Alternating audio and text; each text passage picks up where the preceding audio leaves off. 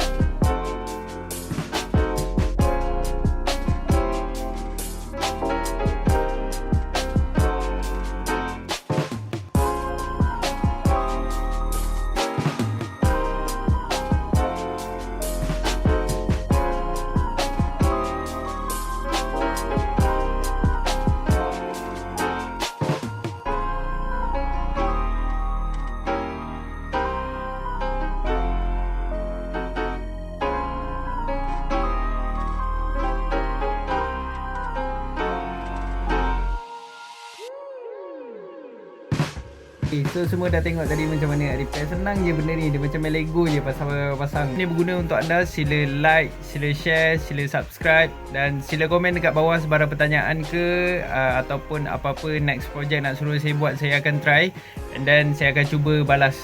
Okay, Assalamualaikum.